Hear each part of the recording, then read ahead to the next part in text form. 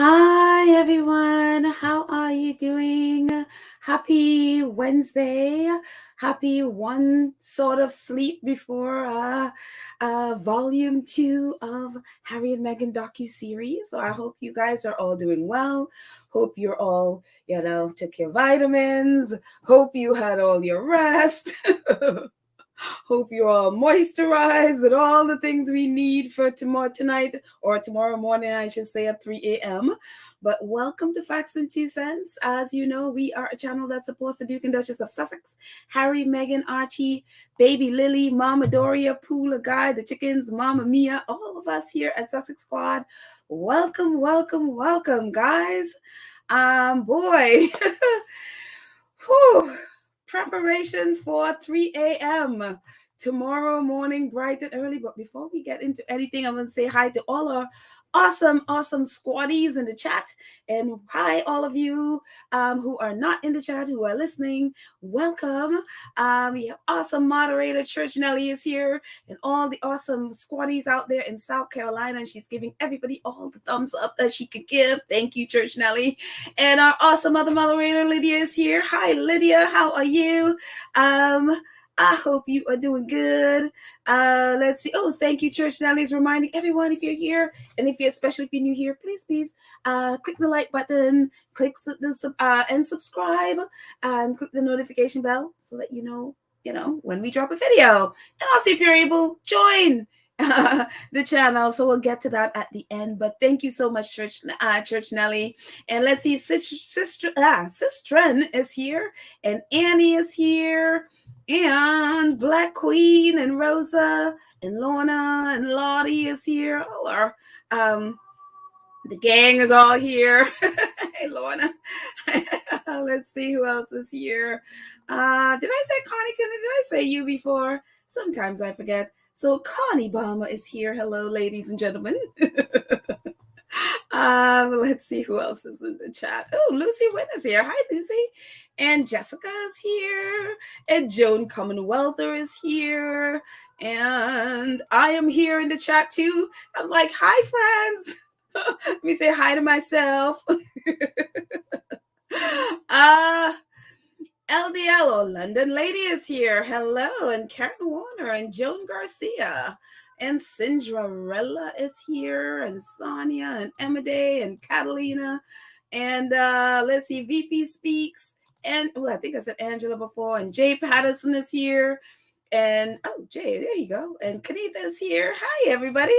And Marjorie and Adrian. Hello. And I will say hello to all our other friends as we go along. Hi, Mad World. I see you there. And Brenda, I see you there too. So welcome, everybody. And all our other friends, as I said, who are not in the chat, who may, have subscribed, and it's not a week yet. And if you've just subscribed, it's a week before you can join us in the chat. That's just safety there to keep out trolls. So, and it's been working so far. So anyways, how are y'all doing? Are you all excited, scared, nervous? Whatever it is you're feeling about, tomorrow, I posted, just in case you didn't see it, I posted the new trailer that dropped today in the community page. So if you're not on social media and you didn't get a chance to see it, just check out the community page and you will see it there. Or you can just, on YouTube, Netflix has a Netflix page on YouTube, so it's also there as well. What I just did, I just posted a link to the Netflix YouTube account, and you can see the trailer there. And so yes, it's a very exciting, very, for all of us who have basically seen this all play out in real time as it was happening since 2019. Again, I joined into the whole Sussex Squad thing in 2019 during around Archie's baby shower. And so from then on, watching this whole thing play out with all the abuse during her pregnancy and all of that stuff. So none of us are shocked by anything that they said, because we saw it. I mean, we've seen it since then play out. And even those who were following it before, like the Sussex Squad podcast and Tina and Michelle and those guys who were there in the beginning, before I even knew anything about Meghan. Have seen this whole thing play out from then. So none of us are shocked by anything that was said in it. But even though we've seen, it's still jarring to hear it. I don't know. Everybody, everyone has different feelings about it, but it's still jarring, because one of the things that I remember that, especially when she was pregnant, we were all praying that she was so protected that she wouldn't know, that she doesn't know this is happening, because I know I felt so damaged by it, just reading all that stuff and seeing it. And so we were all just praying that she didn't know, that, ignorance is bliss at that she was so protected that, she didn't know. And of course, we, know now, and we've known for a while that she did know what was happening and how damaging it was to her. And so, but before we even get to that, let's start with the positive news. Wonderful news. I posted in the community page. If you're not on social media, or if you weren't paying attention to, Netflix ratings and all of that stuff that's happening, great news. And if you're hearing this for the first time, yes, Harry and Meghan docuseries doing amazing. Absolutely amazing worldwide. And so yesterday, Netflix released the numbers, the viewing numbers for the docuseries. And again, it's in our community page. And so if you didn't get a chance to see it, it is there. Oh, let me just move myself there. So this was from, and everyone were reporting, they were all reporting out on this yesterday evening. And so this was, I just pulled this one in from Hollywood Reporter. Netflix docuseries Harry and Meghan got off to a strong start, recording the best opening week for any documentary title on the streaming giant. This is the best numbers that they've ever had for a documentary ever. And I'm gonna move my little banner from the bottom there because it's in the way. So give me 1 second. Let me just move that out of the way there. Yep. All right. Let's try this again. And then it says, for the first 3 episodes of the 6-part series, logged 81.55 million hours of viewing worldwide, according to Netflix internal measurement. There was that was good for a second among all English language series for the week December 5th to 11th. Behind the runaway hit Wednesday, which is the Addams Family show with the little girl Wednesday doing all her crazy stuff. I saw one episode. I was intrigued and saw one episode. I'm like, okay, this is teenage drama things. I'll just leave it to the teenagers. But they're all into Wednesday, so there you go. And it says the latter became the 3rd series in Netflix history to reach 1 billion hours of viewing in its first 4 weeks, joining, the Squid Game and Stranger Things. But the funny thing with the December 5th to 11th, period, Harry and Meghan didn't start airing until the 8th.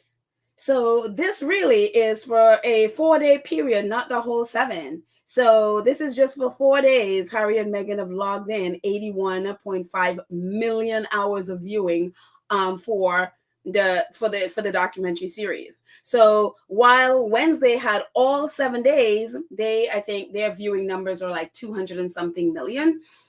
They had all 7 days to do it. I think they've been running now for 3 weeks. Harry and Meghan has only done 4 days. So this is amazing for 4 days. And so Harper's Bazaar is like, Prince Harry and Meghan docuseries has seriously broken Netflix records. And yeah, they have. It's the biggest numbers they've ever seen for a documentary. And right now it stands at number 2, really. The only Netflix show that is logging more hours than them is Wednesday. Everything else, everywhere you look, they're number 2. And so it is amazing what they've done. And you can see the numbers here. Wednesday is number 1. And Wednesday, it's been running for 3 weeks. They've been in the top 10 for 3 weeks. Harry and Meghan just got there. So they're 1. And really, technically, 4 days. And they are at, as you can see, the highlighted 81,550,000 hours of viewing so far. So it is amazing. They are doing incredible numbers. And, of course, some of the British crazy press were like, oh, it's going to be a flop. It's a flop. Netflix should get their money back. Yeah, I think Netflix is smiling all the way to the bank here. And if you look at the top right, yes, you can see, well, top at the left, you can see it's actually number 2. The only English language show that's higher than theirs, again, is Wednesdays. And top right, as you can see, that big green circle, well, not circle, it's something I was trying to do over there that was supposed to be a circle. As you can see, it's like Harry and Meghan's limited series, top 10 in TV in 85 countries. That's right. It is top 10 in 85 countries. Talk about global. And you can see all of the countries that it's top 10 in the Americas, in Europe, in Asia, in the Oceania. All of these countries, it's logging top 10. So it's amazing. It's absolutely amazing, you know. And again, it's so funny. As Squatty posted yesterday, this really didn't have to be. This whole thing, all the royal family had to do was to treat this woman with the dignity and the respect that they really need. We need to be treating each other, all they had to do. And here they are having their stuff, their racism and all of that stuff aired out in front of a global audience that they can't hide from because there's way too much evidence. They can't deny it because, again, their own reporters have been reporting that, yes, they've been doing this stuff to Harry and Meghan. And so it's just like all they had to do was to welcome this woman and allow her to work in peace, allow her to live in peace, allow her to live in dignity, and allow her to just thrive. That's all they needed to do. But no, they had to destroy her so that whomever William and Kate and whomever they need to, they need to be on top. They need to be the most popular. So they decided to destroy her. And here we are. This was all so unavoidable. And it just, it is unbelievable. But again, here we are. Top 10 in 85 countries. It is amazing to me. And I mean, I could not be happier for the Sussexes. I mean, and again, you look at the story, on one hand, you're like, you're happy about it. And on the other hand, it's just like, oh my goodness. We realize that, and I'm sure for Harry and Meghan, yeah, they're happy that, their work and it takes a lot to make a documentary is being rewarded in this way. But the reason why they had to make, this documentary is so tragic because how horrible, their life was, why they had to, they it's not something I'm sure they ever wanted to make or thought they would have to make. So it's really sad that it's gone, it has come to this, that this is what they had to do to, for their own survival and to prevent their own erasure, because we see what they've done and are trying to do to Princess Diana. And so it's really, really, really, really sad that, that it's come to this. But hey, you know what? In 85 countries, people are hearing what happened to them. They can't erase this from 85 countries, and people in 85 countries. So it's sad. It's heartbreaking. It's heart-wrenching that they would put two people to this and push them to the point where they have to do this. All they had to do was let these people thrive in peace. That's all they needed to do. And they just couldn't do that. So it's just, yeah, it is really, really. But anyways, that's where we are. And of course, today this dropped. Again, hopefully everybody has gotten a chance to see it. So I'd love to hear what your take is. And, obviously, whenever does this stuff drop, I open it. The first thing that pop up, oh man, it's like, oh, another one dropped. And so, we have Jenny Afia, who is a Meghan's lawyer. From Shillings, who was very instrumental in helping her to win the case against the Mail on Sunday. She and I was really happy to see Jenny as part of it because, again, she's a lawyer, and so, and of course, she's been a part and been witness to all this stuff that they've been doing to Meghan. And, when Omid basically quoted her and says, there's a real war against Meghan, and I've certainly seen evidence that there was negative briefing from the palace against Harry and Meghan to suit other people's agendas. And of course, her friend Lucy talked about how they were using Meghan as a scapegoat, and Meghan, again, talking about how, just how basically they fed her to the press. Like, she would see it play out where they would write a negative story about somebody in the royal family, and all of a sudden it'll disappear, and they fed her instead to someone, to the press. And so it's really, really, again, the damage that the royal family has done. It is unbelievable, the damage that they have done. And so I'd love to hear, from you guys what, again, what you think. And, of course, the Shutter Island, they're over there like, who us? Who us? We don't know. We never, we don't know anything that's happening. Who us? And I see many of us many in the chat are talking about this, and I brought it in because when Meghan was on Ellen, one of the people that she was, they were really, she was talking to along with Ellen, was this man, Twitch, who, as we, if you've seen Ellen, you've seen him on there. He's a dancer, so he's always doing the music. He was a DJ there. He's also dancing. If you are on, or if you followed them or saw them on Instagram, they would have these really cool dance with him and his wife. They're both dancers. And so they would have these really cool choreography and stuff. And even Meghan had said that someone had sent a video to her and Harry, and she was like, Harry, we should do this. And Harry's like, yeah, we can't do that. And he even offered to give them lessons. And so it was really shocking and tragic to see this headline today that he has died. And apparently, I don't know, he went so far, I haven't seen if it was confirmed, but what I understand is that he committed suicide. And it's I don't know, it is just so shocking. I mean, and again, it's so brings home the point that sometimes people who seem to have, I mean, if you've seen their Instagram and all of that stuff, they just like, so they just look so happy and together. They're always dancing and having fun and all of those things. And that's why you can't, and we cannot go by what people post online. That does not represent, in a lot of ways, does not represent facts. And I always, for me, I'm always, of the mindset that even with, relationships and stuff, I don't vouch for anything, again, because I don't, you don't know, you see what they present. You don't know what's happening in someone's mind. You don't know what's going on in their homes.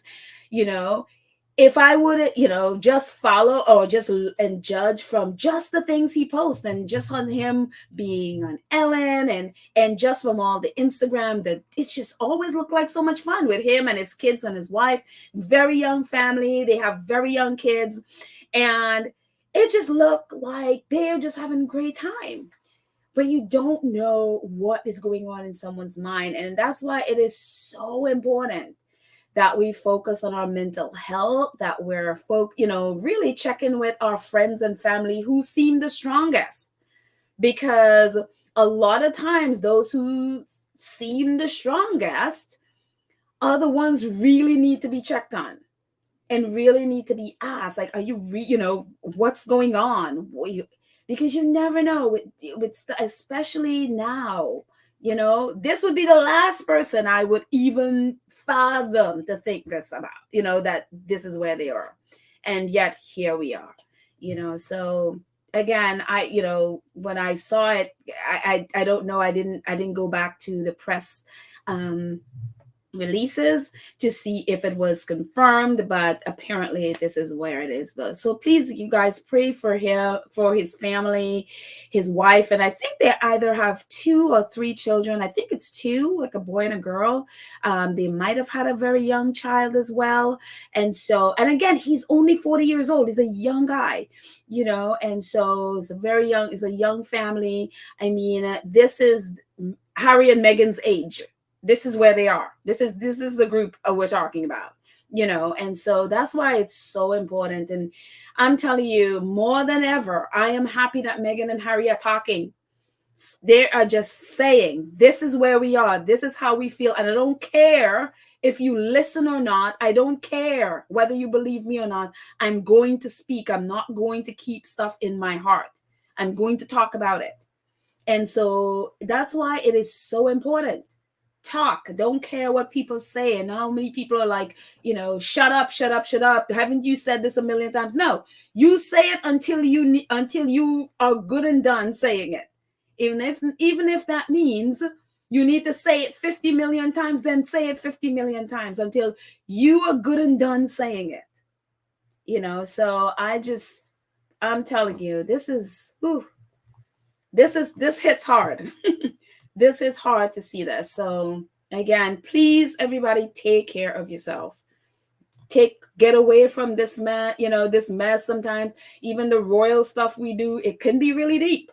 It's one of the reasons weekends I'm like, no, I need to go focus on myself and have fun and mental health and get away from all this stuff.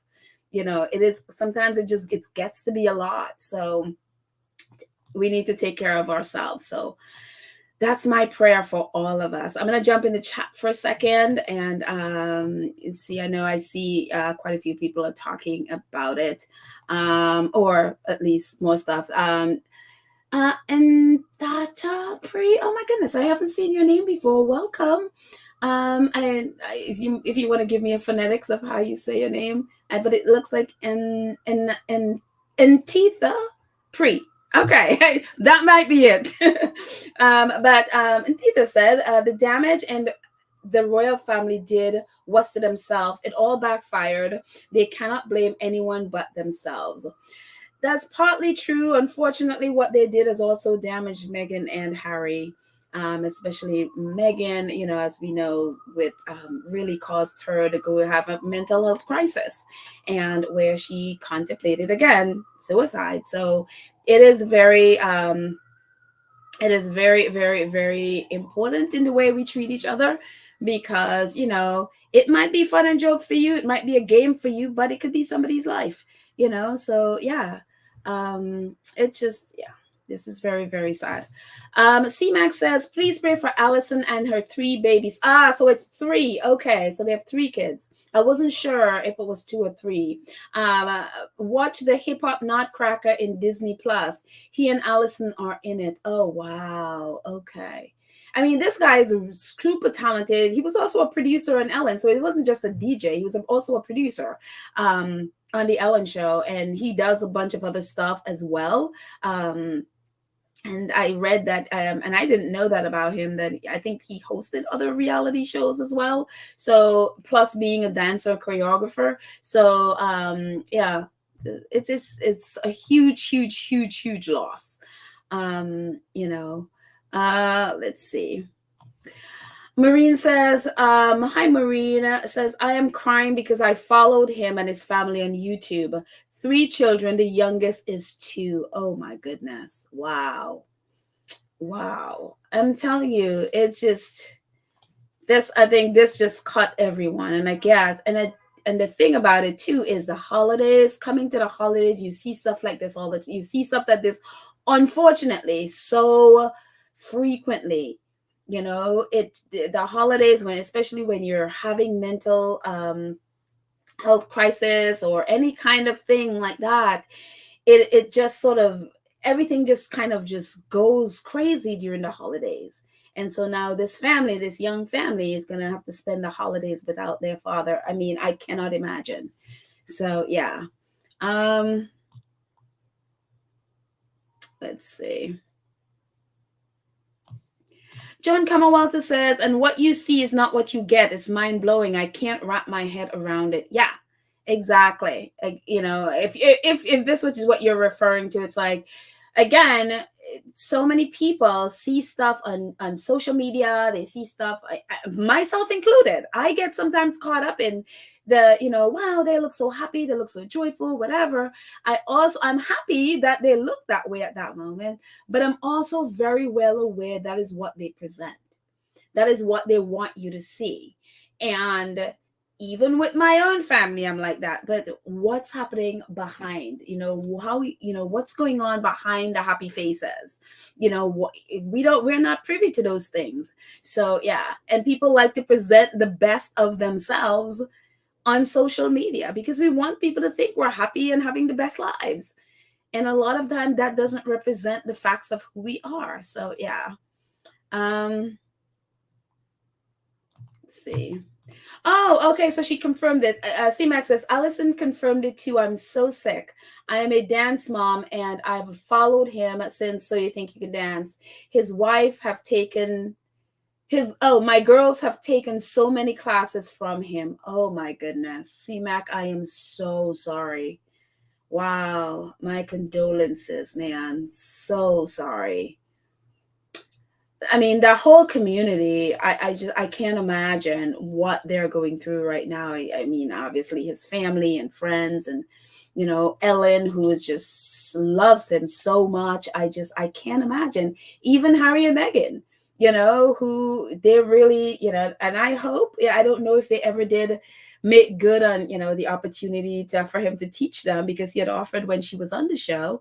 So I don't know if they were able to make good on that, but you know, they must be crushed as well because they love them. Meghan was just so gushing over them, you know. So yeah, it's just let's just go into Joanne says, this is so sad and shocking. I was watching a short TikTok dance with him and his wife yesterday.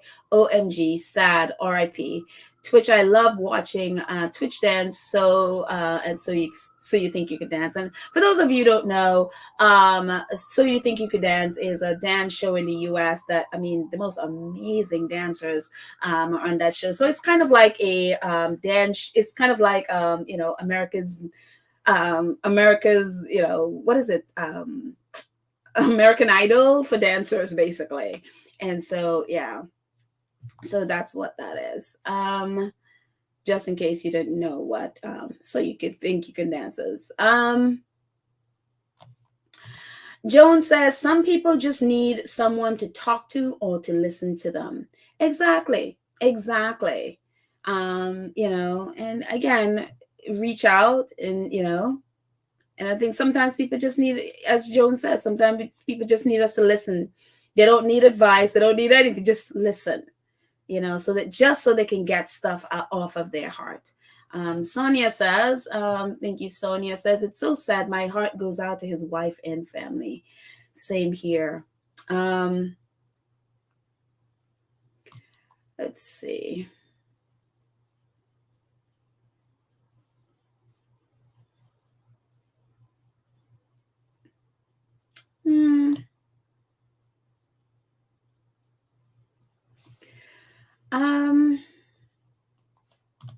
Margie says, OMG, OMG, OMG. That's exactly how I felt when I first saw it. Yep, no one knows what people are going through. Mental health is no joke. Always thought he had it together. He was just suffering on the inside. Yeah, he was definitely suffering on. And that's what, you know, it's so funny when I think of podcasts. And one of the reasons I've been so advocating for Prince Harry to do a podcast for men is this very reason. This very, very reason why I've been like, oh, I wish he would do a podcast for men, because it's one of those things where it's so hidden, especially, you know, there's such a stigma, even though it's not as much, there's still a stigma.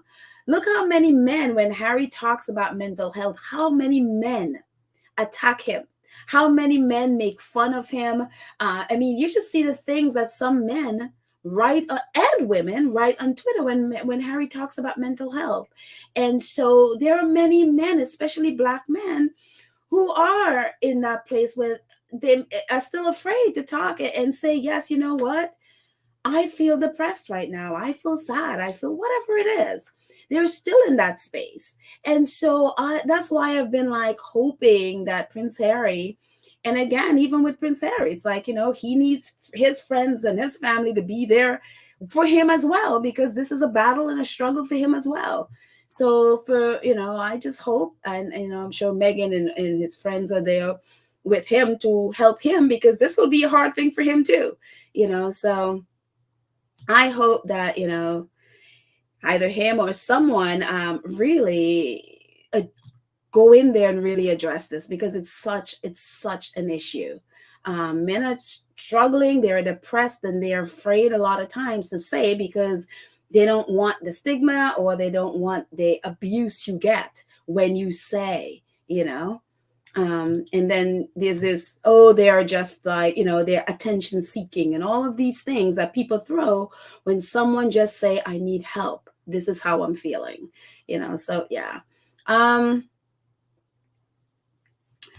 Connie says, I'm so sad. There's so many people with depression. I'm so sorry for Twitch's family. Yeah. So please, please pray for them. They are going to need, oh my goodness, his wife and kids are going to need every kind of support. I don't know them. None of us, other than, CMAC, I think you said your kids took lessons from him. The rest of us don't know them, but, prayers definitely help. And so, yeah, it's sad. But anyways, let's see. Joan Hickey says, so sad, and shows fame or money does not guarantee happiness. People say, oh, they have mansion, etc. But if you're depressed or unhappy, it makes no difference. RIP and condolences to the family. Yeah, that's why I always push back on people who'd say, well, Harry and Meghan have all this stuff. Why are they talking? Why, they should just be grateful and shut up. And it's almost like because you have money and because you have riches, then therefore that equals you cannot be depressed. You cannot, and it's such a stupid argument. And I always go after people whenever I see that stupid argument, because it's so, anyways, moving on. But thank you, Joan. Thank you so much. But anyways, going back to the Sussexes, I'm going to go back here for a second. Christopher Boozy, get back to the Sussex documentary and all of that. So Christopher Boozy, there have been a lot of, I don't know if you guys have, and I tend to not go on these sites, but even like Rotten Tomatoes or, Amazon Books or Barnes and Nobles, anywhere that has Sussex content, trolls will just descend.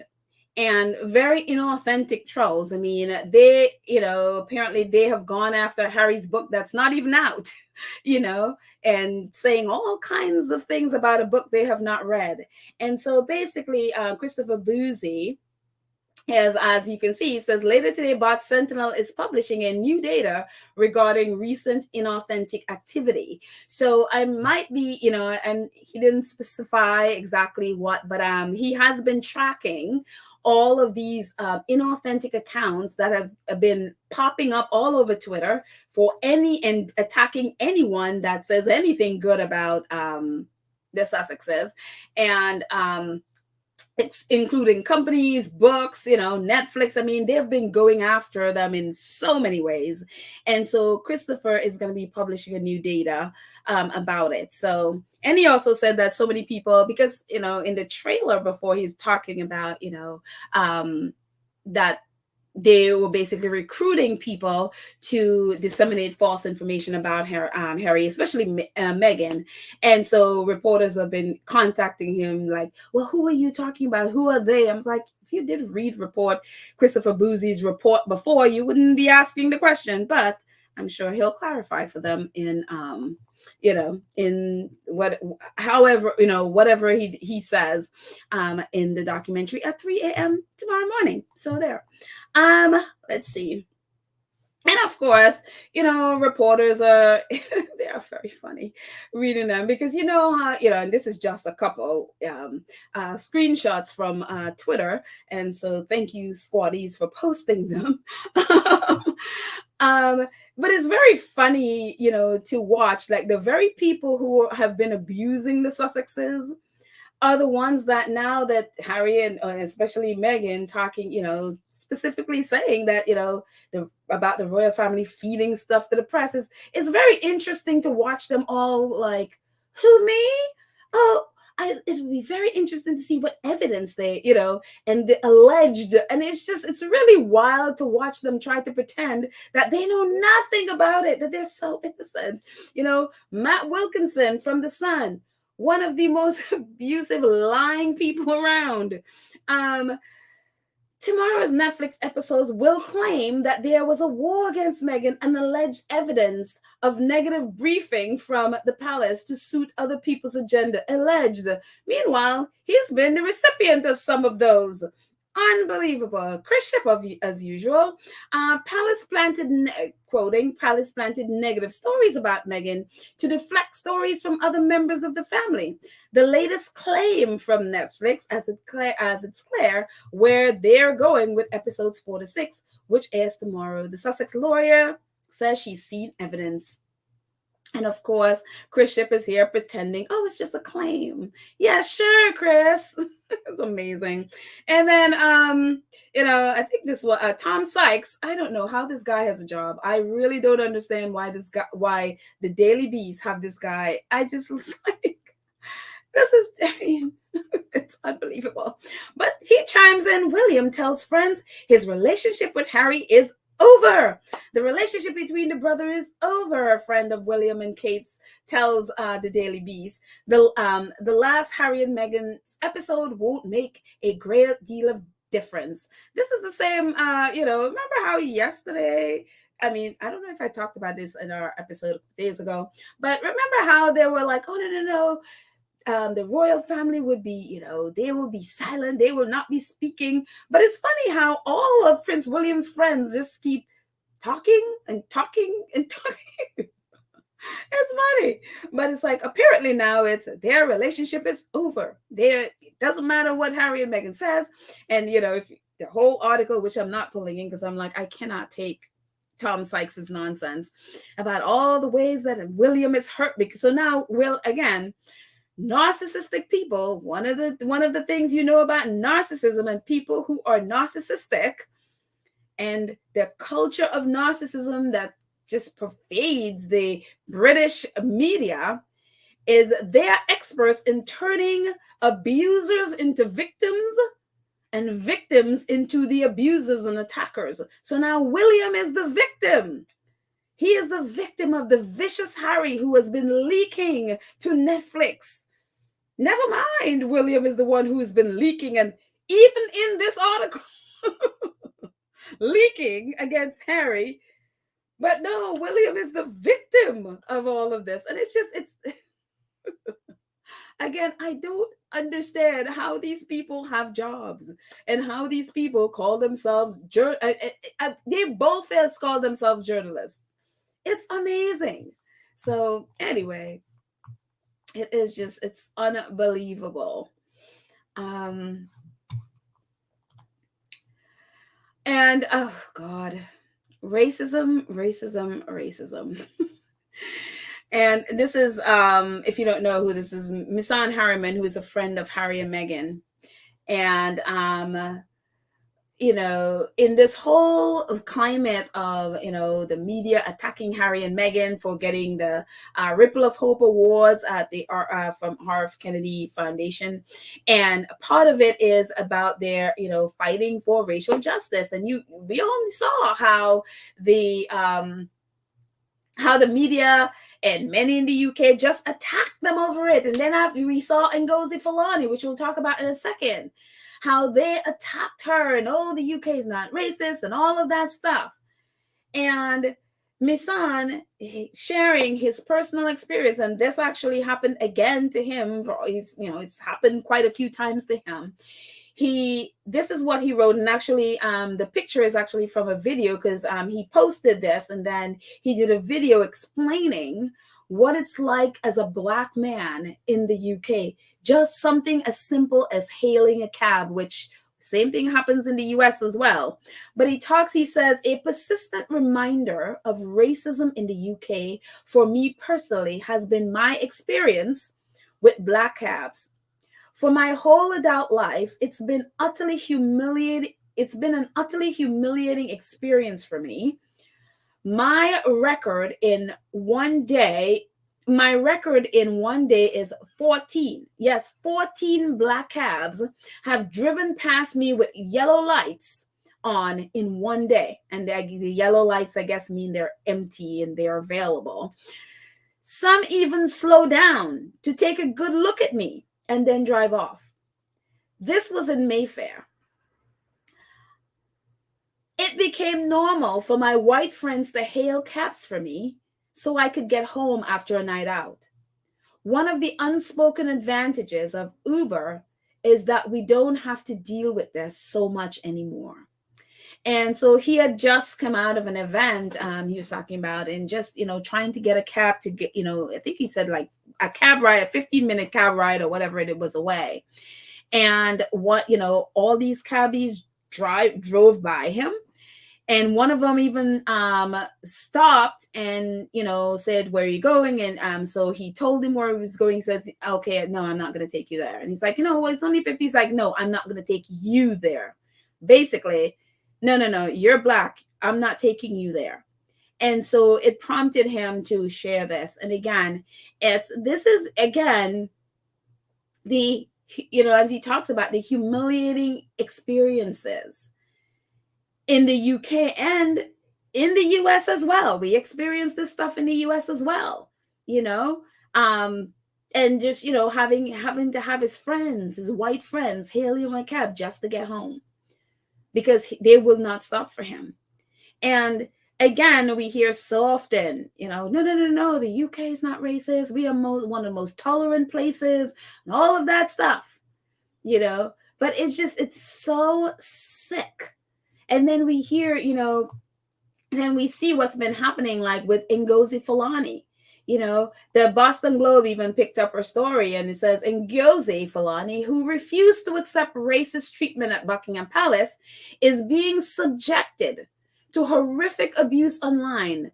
But whoever this person says, he writes, the writer for this article said, calling out racism in a racist society is often punished as a greater sin than the racism itself. Sorry, Renee Graham, who wrote the article.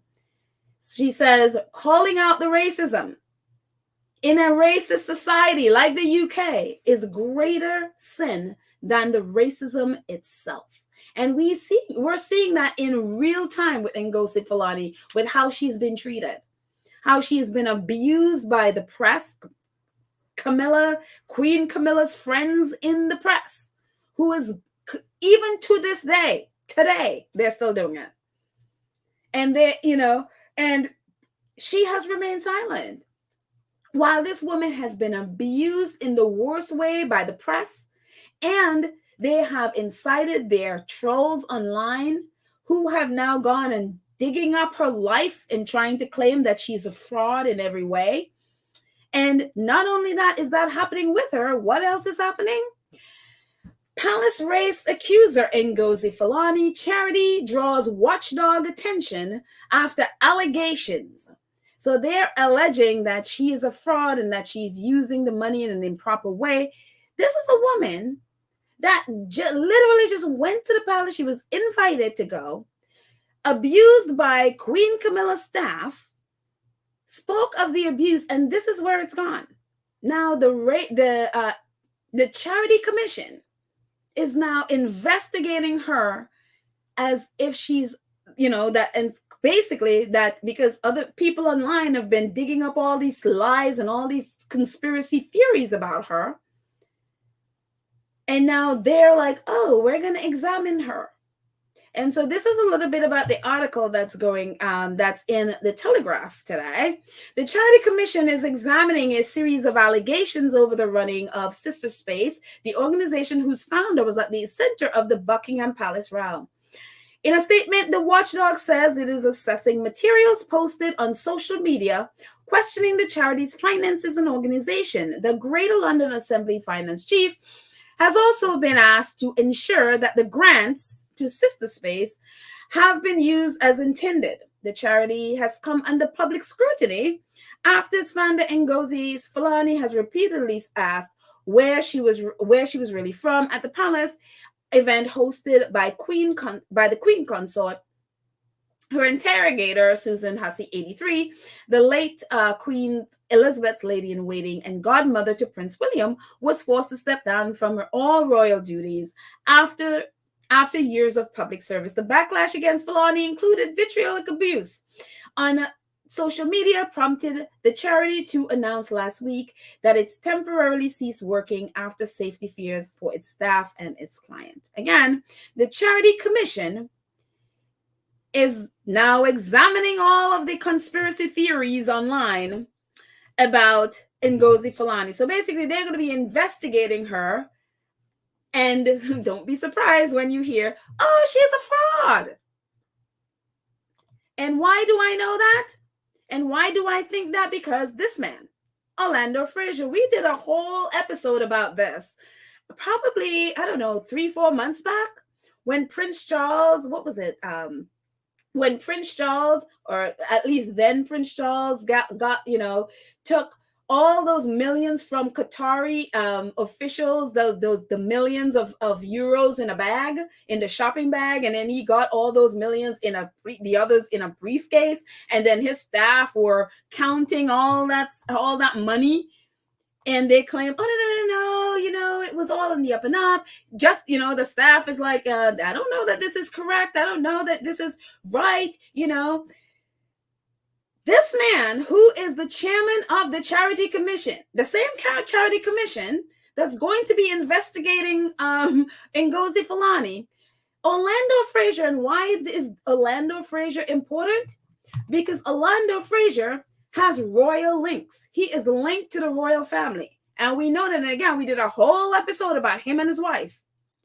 His wife, Clemmy, is the granddaughter of Sir Winston Churchill. Winston Churchill, I think the PM of the UK, who was a great friend of the Queen. Clemmy, as we all talked about then, also was the bridesmaid for Prince Charles, or now King Charles, when he was marrying Princess Diana. Clemmy, his wife right there, she was their bridesmaid. They have incredible royal links. And remember we just talking about, King Charles getting all that money from Qatari officials? Well, look at the bottom of this. It is under his watch, Orlando Frazier's watch, that the charity regulators recently decided not to investigate one of the prince's causes after the Sunday Times revealed that he had accepted 3 million euros in cash handed over in a suitcase and a Fortnum Mason carrier bag. The watchdog cleared the Prince of Wales Charitable Fund, PWCF, of any wrongdoing on the basis that of the charity's own account of how it handled the cash donation from Sheikh Hamad bin Jassim bin Jaber Al Thani, the former prime minister of Qatar. This man did not even do an investigation. He just took the charity's word that they're on the up and up. Prince Charles literally took 3 million euros in cash in a bag and a suitcase. And this man, who is the head of the Charity Commission, decided, oh, no. I'm just going to take the charity's word that they're on the up and up. I am not going to investigate then Prince Charles at all, because, these are the same people that's going to be investigating Ngozi Fulani. These are the same people. And then, and the reason I keep harping on this is that this is their way of destroying any Black person who dare to accuse them of racism. This is why they do it. This is why you got Prince Charles. Oh, we gotta be, I'm gonna guest edit The Voice. That's why they give all those Black people those, MBEs and OBs and whatever. Because in these moments when we need them to be screaming out at what the royal family is doing to Ngozi, the majority of them are silent. The majority of them are silent. This is a warning for any Black person in the UK. If you dare to call us out, if you dare to challenge us on especially racism, we will destroy you. I will be surprised if Ngozi Fulani's charity, Sister Space, I would be surprised if that ever comes back. Because this has been the goal all along, to destroy her. This is why Camilla is silent. This is why the royal family has been silent. I mean, not that any of us should be shocked. We've seen what they did to Meghan, and are still doing. And it is unbelievable to me.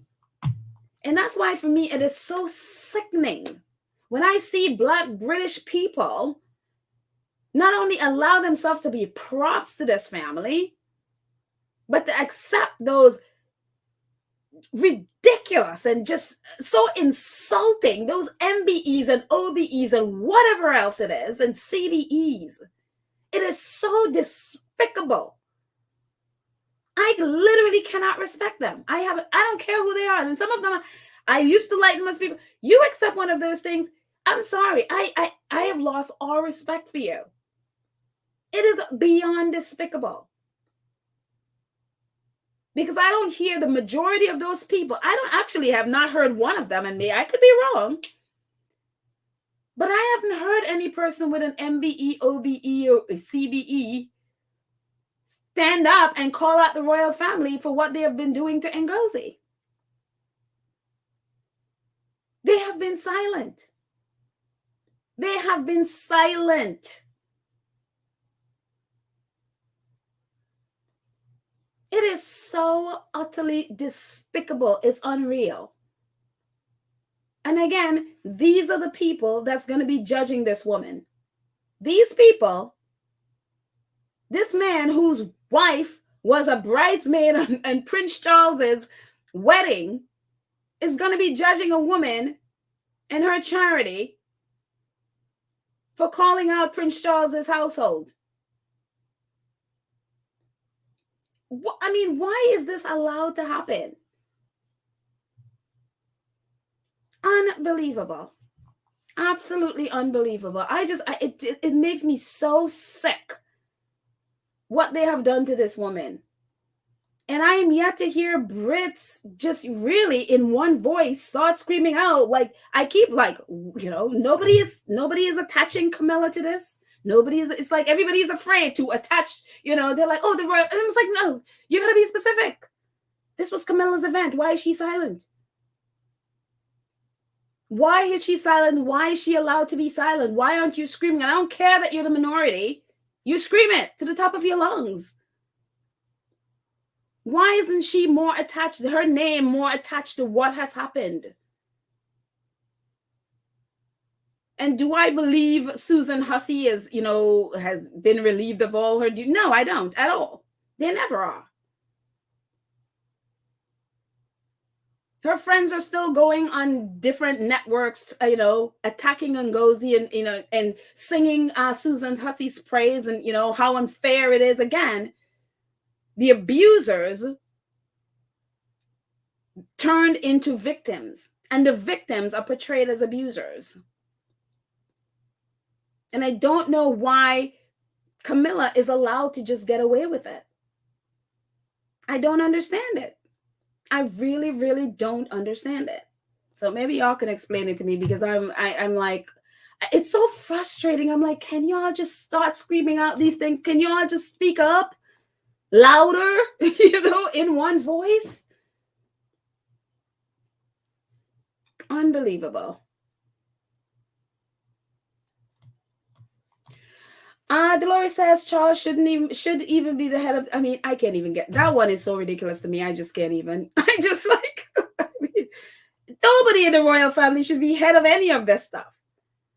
I mean, unbelievable. Sylvia said, Skinshaws the third was just posing with a group of young Black men and women yesterday. Truly, they want to prove visually. See, we like Blacks. Yet again, it's the same thing. I'm going to see how many I can use as props to prove, to let people think I am not racist while abusing others who call out our racism. Why are Black people still allowing these people to use them as props? Why? April May says, we can't be surprised if Charles can do what he did to his own son. We can't be surprised what he does to anyone else. Absolutely true. Absolutely true. I mean, I'm not surprised. But my thing is, why isn't there an outcry about it? Why is there just this, this happened at Buckingham Palace? Well, there are people attached to that, namely Camilla. This was her event. Why aren't people attaching her name to this? Susan Hussey is she's doing what they've done. That's the culture there. She's not blameless, of course, but why is Camilla silent? Why haven't they done everything to protect Ngozi, the victim here? Why is it allowed that Susan Hussey is portrayed as a victim? Unbelievable.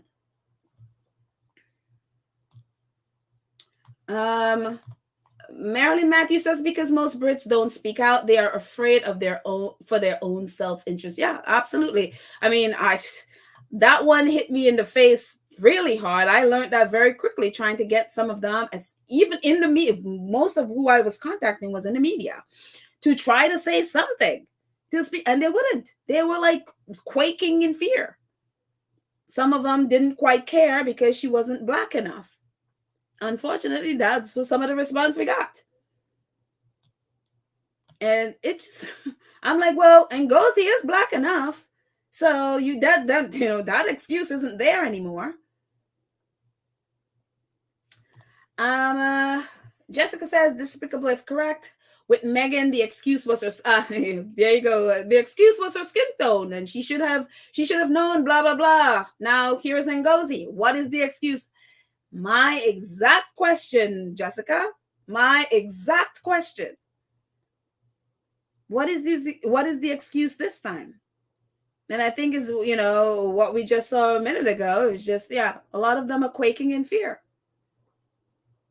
They're afraid if they speak up, they'll be next. But again, if you speak up as one, you join together. There are all these different groups. If you all come together and speak up as one and speak out, there's always the fear like, oh my gosh, we are the minority. Yes, that is absolutely true. You're the minority.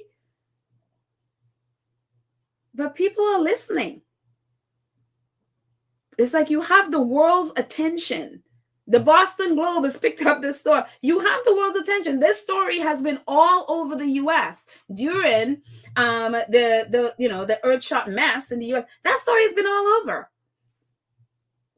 And other countries as well. You have the world's attention. Now is the time to speak up and not allow these people to destroy a woman who was a victim of racism at the hands of the royal family. Hi.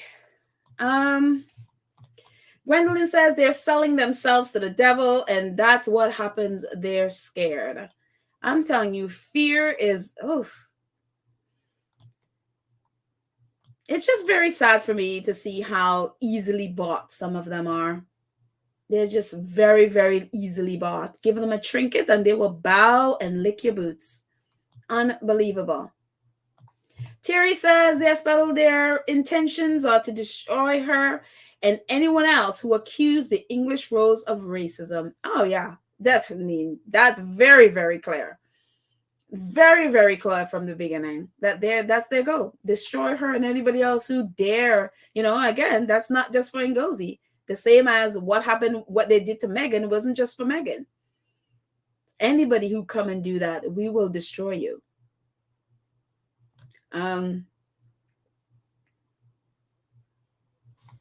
Cinderella says they've been working behind the scenes to find ways to destroy her and her charity. Yeah, yep, that's very, very clear. Absolutely. That is very, very clear. Let's see. Lady Luck says after a year or after Oprah's interview, they found nothing wrong with the charity. Which charity are you referring to, Lady Luck? Do tell. Let's see. Oh, Lady Luck said something earlier.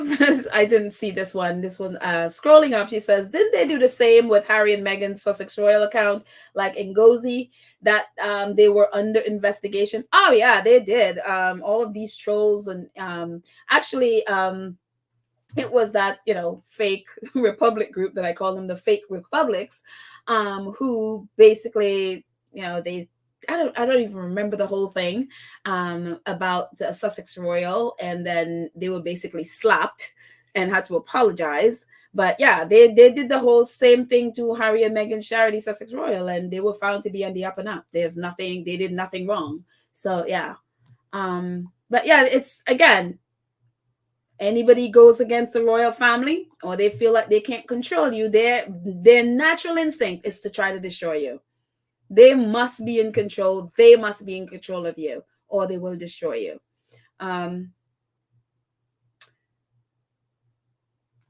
Let's see what else I have here to talk about. Let's see. Oh, one more before we do that. It says Black British are going after Fulani in the most vicious way as well.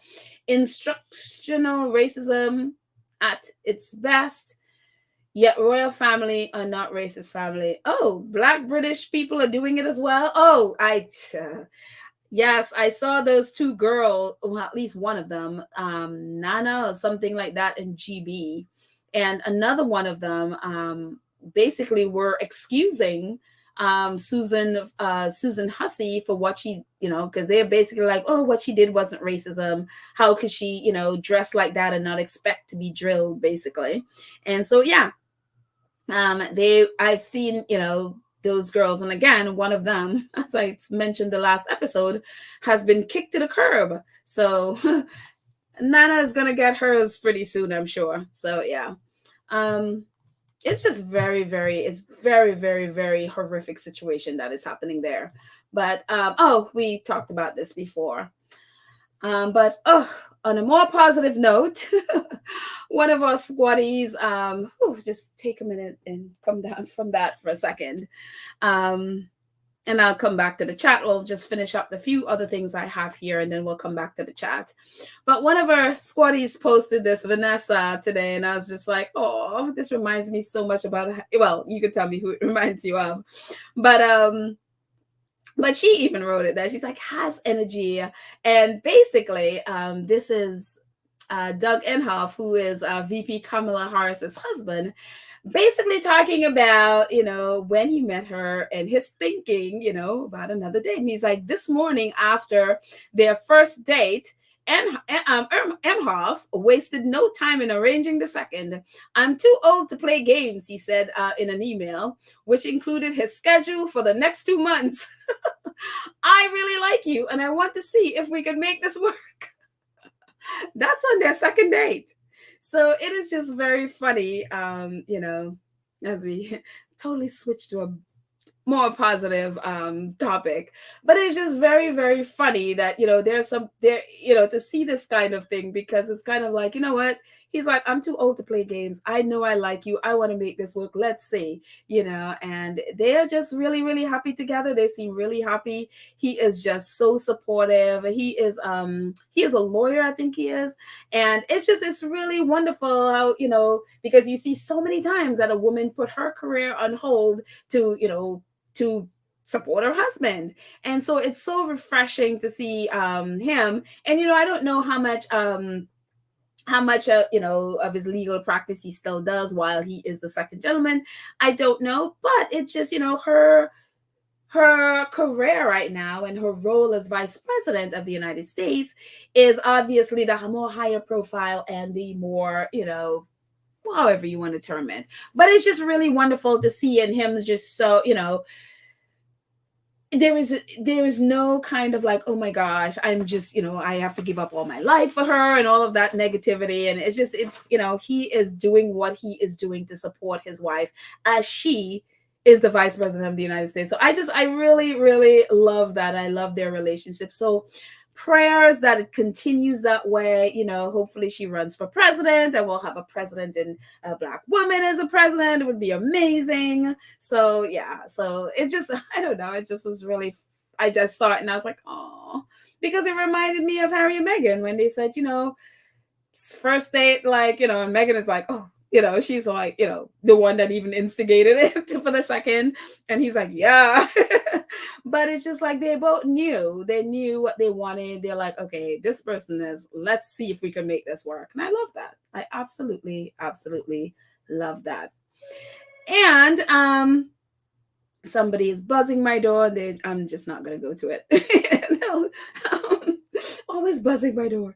But anyways, Omid Scobie actually is, if you haven't heard, he is writing another book.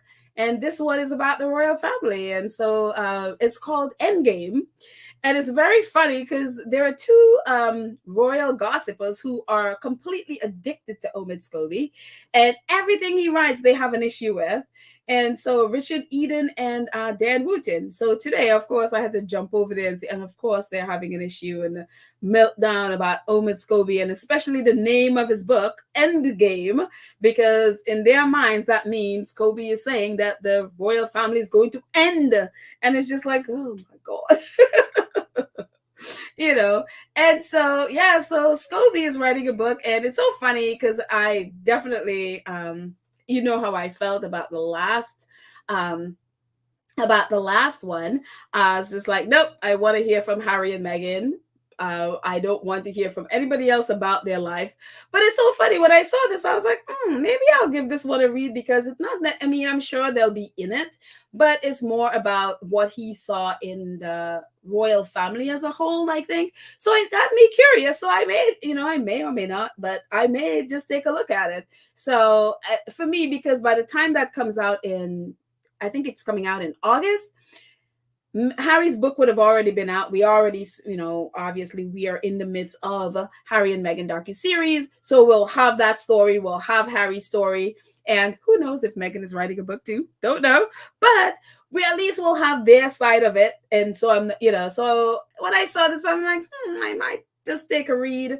Who knows? By then I may change my mind. But at this moment, I was like, I may take a read of it and see what it's about. So very, very interesting. So of course, Scobie is like, oh, they're talking about Harry and Meghan and royals, and it's big news right now. I'm going to drop my book.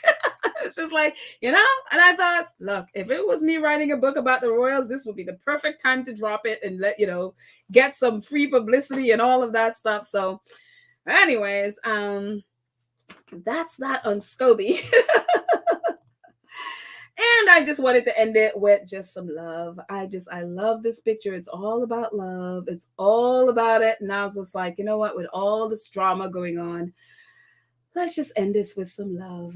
And what better way to love than with a baby? And Meghan and her baby just loving all over her. So, anyways, I'm just gonna jump in the chat and see what you guys are saying, and then we'll end it. So, anyways, let's see what is going on in the chat. Linnea says it's 5 months till the coronation for Chuck. A lot can happen between now and the June 6th. Yep, or May 6th, actually. Definitely a lot can happen between now and then. Yes, of course, he's doing it on Archie's birthday, which no one is, at least none of us, are happy about. And I really hope Harry and Meghan, like, we got things to do. We got a son's birthday to celebrate. We're not coming. That would be my favorite thing. So, but anyways, yeah.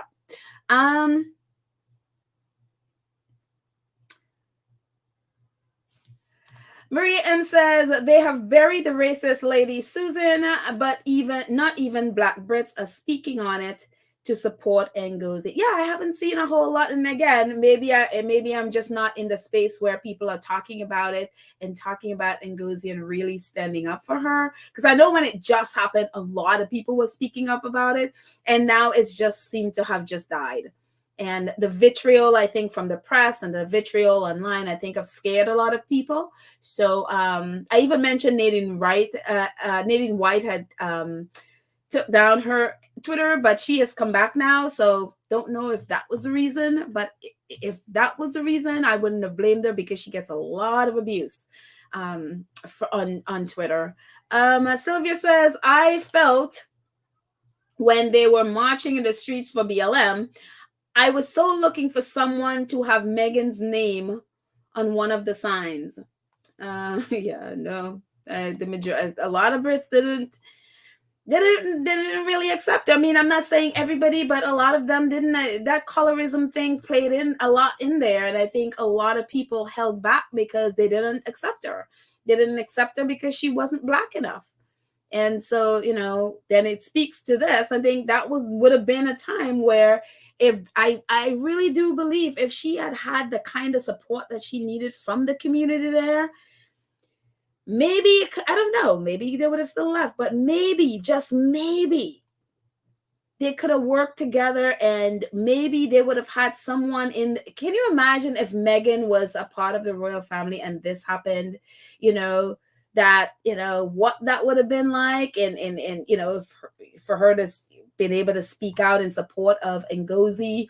I mean, I just thinking, like, what would that have been like? There's a Black person in the royal, or biracial person in the royal family. There's all this racist stuff happen. What that would have looked like, and I would have been interesting to know, what that would have looked like. And so, would Camilla have been, to this day, not spoken up? And just, and I'm not blaming Black Brits, but a lot of them really didn't. And so they don't have the kind of support that they could have had they had someone in the royal family who was one of them. And so someone is just buzzing my door, guys. I am so sorry. I'm going to just, if you guys can hold on for 1 second. I don't know, it might be something important because they're not stopping buzzing. So I am going to, let me do this. I'm going to put some music on for a second, and I am going to be right back. Yeah, so give me 1 second and I'll be right back.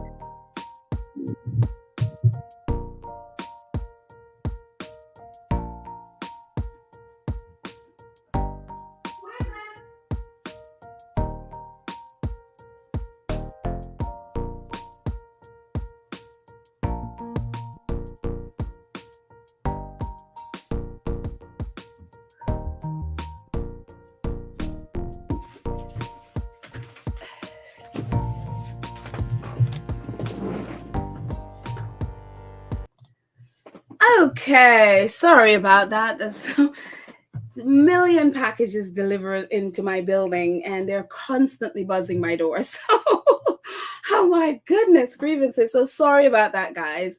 But back to the chat. I apologize. It's my first break for packaging. Um, let's see. Cookies and Cream, our awesome moderator, says slavery has done a job on people of color. Its effect of it is still lingering. So very true. So very true.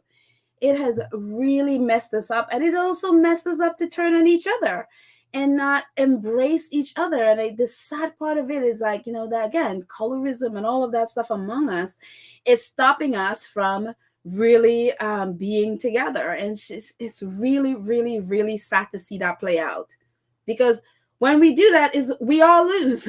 That's the horrible thing about it. It's like, divide and conquer. Let's see.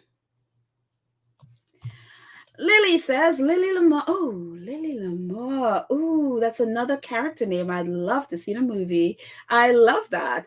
Lily says, I'm tired of Black people allowing themselves to be used as props. Oh, Lord, Lily, tell me about it. Tell me about it. We've been talking about that. It is just, it's horrendous to see. And to see the grinning faces, it's like, will you just stop? Will you just stop? It's unbelievable.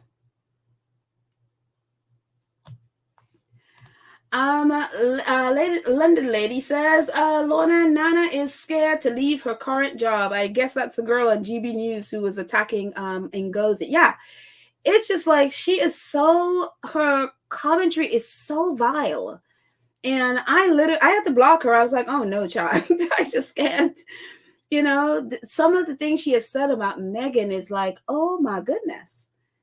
And, and the thing about it too is her time is coming, because it's one of those things, every single one of them, at some point, the people that they have been, whose shoes they've been licking and who've been bowing down to, will let it be very clear to them how they see them. And it's usually a bit of a shock to them. And it's hi. Jessica says, oh, she's talking to Miss September 15. She says, I read that, and I think Black charity should stay away from all of those palaces. Wow.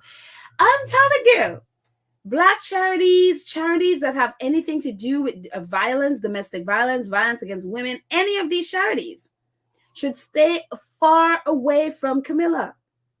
Camilla is not an advocate for abused women. Again, Camilla has yet to apologize for what she did to her and Prince Charles did to Princess Diana. That should be a huge red flag. What is they're doing to Ngozi should be a huge red flag as to how they feel about Black women, Black people. And to see Black people still hobnobbing with them. To see a couple of days ago, I saw that woman who is I think she's like the secretary, whatever, of the Commonwealth at Buckingham Palace, and to see these people still there. It's unbelievable to me.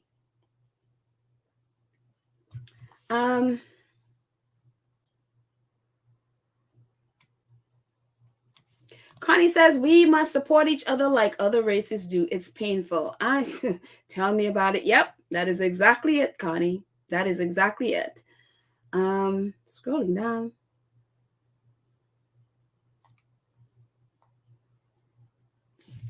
Wilson says, hi, Wilson Nabafu says, Nana never expected she will be there. She never expected to be where she is, hence the need to kiss BTS to stay up there. Yeah, a lot of them are, it's kind of, they're so grateful. They're so grateful to be among, to be in the position that they are. And that's why a lot of people are so angry at Meghan, because she refused. They just felt like, oh my gosh, you got to the pinnacle of everything. How dare you not be grateful and accept abuse in silence? How dare you not, accept, the racism in silence? How dare you? And it's unbelievable. Annie says, I won't buy this book, but I will buy Dr. Shola's book, This Is Why I Resist. Yeah, absolutely. Dr. Shola, she's had this book out. I haven't actually read it yet. So maybe we can read it together, Annie. So yeah, Dr. Shola's book, yeah, obviously it's about racism. So yeah, it's definitely out. It's been out for a while. So yeah. Church Nelly says I just ordered Michelle Obama's latest book. Oh, okay. I have not read that either. I read the first one. So yeah, she has been on an extended book tour. So and with a lot of different celebrities and stuff who including Tyler Perry and Gayle King and yeah, Tracy Ellis Ross. They've all been facilitating her book tour, so she is doing great, and her book tour has been doing great apparently. So yeah, I have not read it yet, so if anybody has read it, I'd love to hear your take. So yeah. Sandy says, lest we forget, the British are the architects of slavery. They have perfected racism and oppression to an art form for centuries. I'm telling you, it is, and they have mastered also the way how to hide it, and subtly hide it, and then gaslight you when you call it out. It's amazing to watch, and it's so funny. They're so used to doing it. They just assume Black people are stupid and we don't see it, and so God help us if we call it out, because what happened to and what is happening to Ngozi is what will happen to us. Unbelievable. Flora, thank you so much for your super sticker. I appreciate your support. Thank you, thank you, thank you. Thank you so much.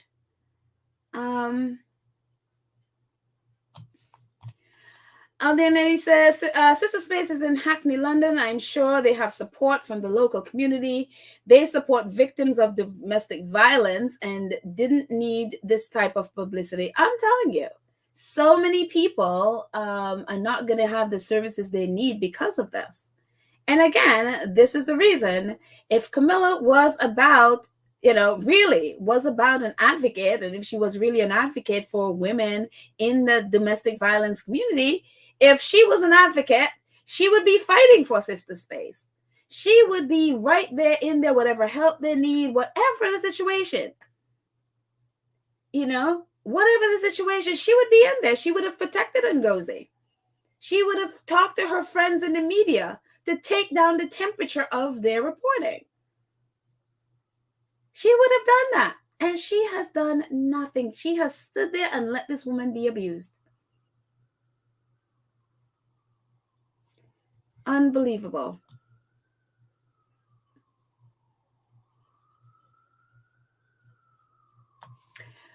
Joyce says, that's the Black in the UK, in the UK country. Meghan is back in the US and will do her work from there. Yep, absolutely. Absolutely. Viola, hi Viola, says, I don't celebrate birthdays, but on the day of the coronation, I will be, oh, there you go, hashtag Archie only, the whole day, over and over again. You are such a squatty. I will have to save the folder of hashtag Archie photos for that day. Absolutely. Absolutely. I think all of us will be celebrating Archie's birthday. And yep. Let's see.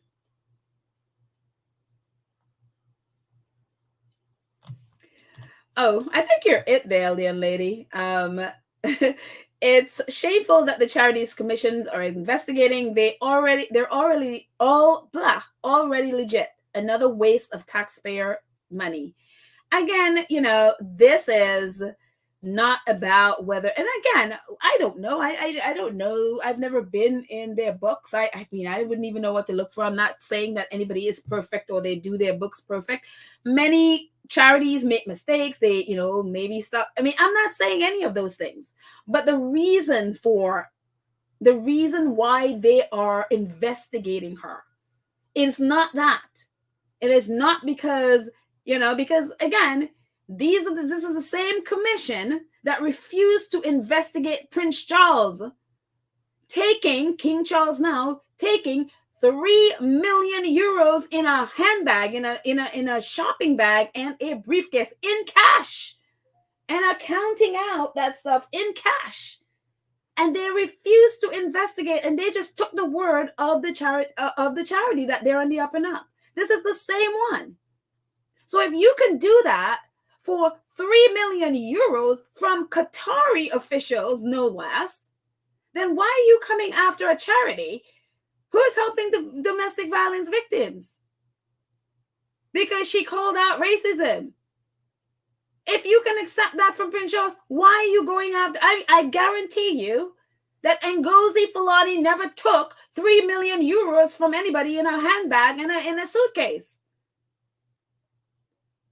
So if you can accept that from Prince Charles, why not Ngozi? You're protecting him and trying to destroy a Black woman who calls out racism. And that is the thing.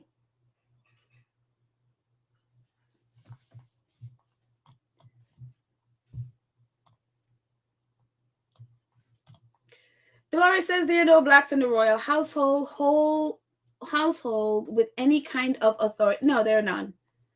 There are none. Church Nelly says, I'm not watching that disgusting coronation. Yeah, I think we'll all be amiss. You know, it's so funny. Talk about watching things.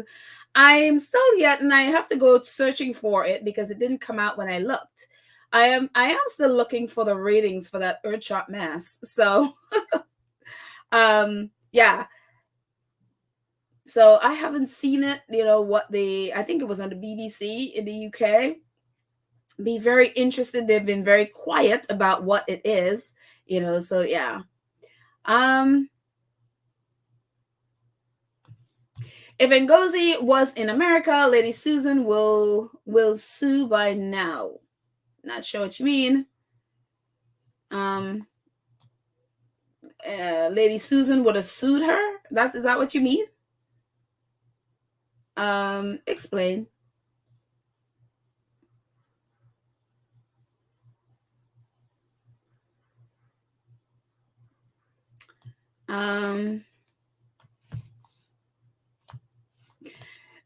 Jessica says, she's talking to Church Nelly, I am in full agreement, and I feel that God will not be pleased with the Archbishop's role in that symbolic role of human desecration. I'm not sure what you're talking about. This is what happens when you jump into a conversation and you don't know what they're talking about. Sorry, Jessica. Miss B Talk says, and Nana is Ghanaian. Oh gosh. Would you believe that? OMG. Oh, I just can't. I literally just can't. But also too, I am not surprised because we remember when Meghan did the Oprah Winfrey interview, this woman who is she also had a Black woman also had an MBE or MBE or OBE, something like that. She really went and attacked Meghan as being the one who is basically a race baiter. She did this whole thing about that, and obviously many squatties went after her, and she basically the one claiming Meghan was instigating all this stuff. Yeah. It's really unbelievable. And her thing was, people call her out for it, and her thing was all of her achievements. It was all about all the things she's achieved and all the things, her achievements. And she didn't care that the royal family was racist. She didn't care about any of those things as long as she had her achievements. It's unbelievable. And that is what she was protecting.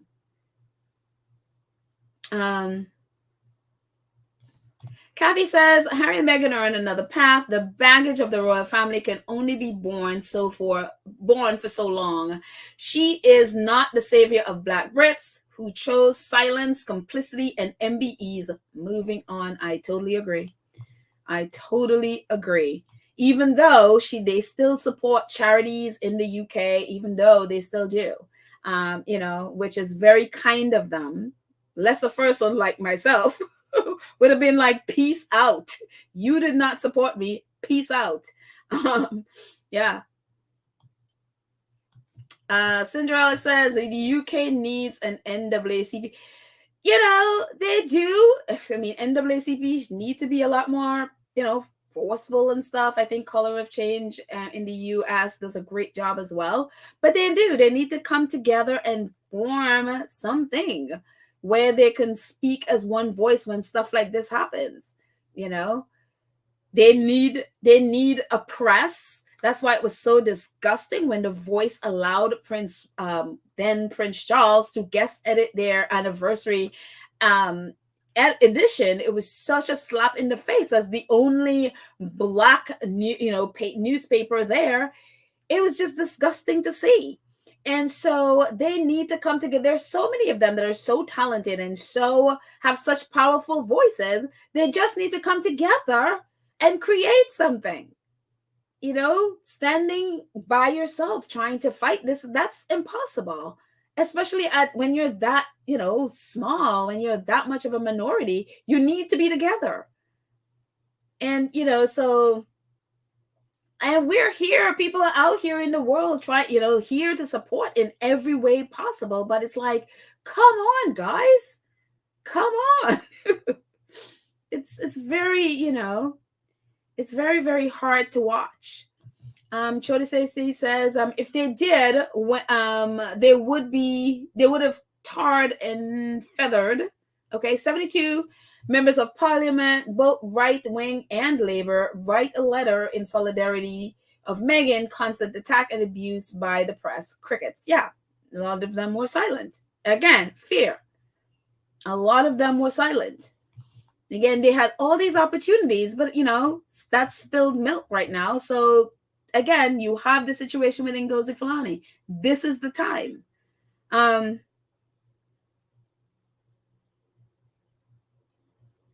Let's see.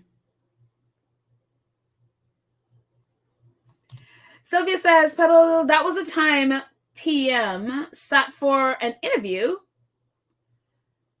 saying that he had become personal with his criticism against Meghan, and he would stop. He then put a picture up that he and a black man, BLM, shook him. Not sure I understand. He put a picture up with him and a black man, and BLM shook him. I'm not sure I understand. Explain, Sylvia. I'm assuming PM is Piers Morgan. He sat for an interview and said he's attacked with personal, and the black man, BML, shook him. I explain a little bit more. Lily said the NAACP really doesn't do much. I have family members on the board. It's a mess. And yeah, that's why it's like power of change or color of change. It seems that does a lot more. They, and I know Harry and Meghan have been, in touch with color of change. They've done stuff with color of change. I think they are more forceful because, and even with like, say, social media, Harry and Meghan, and they had joined them in, really going after Facebook and all of that stuff. So they seem to be doing a lot more in a lot of these positions, whether it's the NAACP or whatever.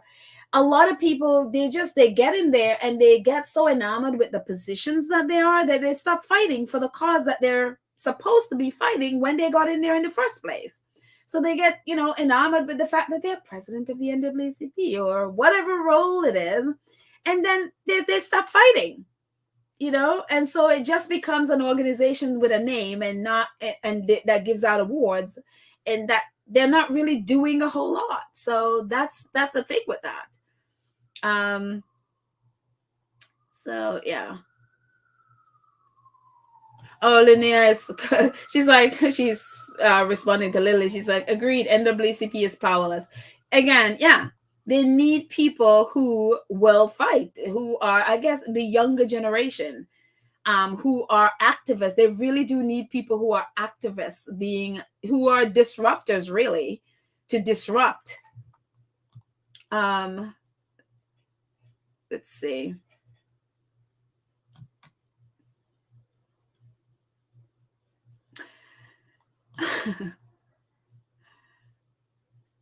It's so funny. I just saw this. Felicia Baba. Okay, Felicia, I've not seen you before. And they're talking about Nana's Uber Eats deliver XBF. Her wigs will make sense. Okay. It's so funny with Nana and her wigs because it's wild. If you see, she has the weirdest wigs, and I am not one to criticize people's wigs or their parents or any of that stuff. I'm just not into that. But I bring it up because it was very interesting to me because one of the things that she was doing was attacking Ngozie's hair and the way she looks. And it was just very, very like, I mean, I am really of the opinion that there are no mirrors in the UK because the lack of self-awareness, whether it's, internal or external, is just, it's unbelievable. Because I'm like, if you look in the mirror, then why are you attacking Ngozie's hair and her clothes? And it's just one of the weirdest things. I'm like, oh my goodness. So anyway, that's about far as I'm going to get about people's appearance. But that was very, very, it was odd. It was ridiculous. It was stupid. It was offensive in so many ways. And it's like watching a Black woman do it. And it was like, oh my gosh. Yeah. So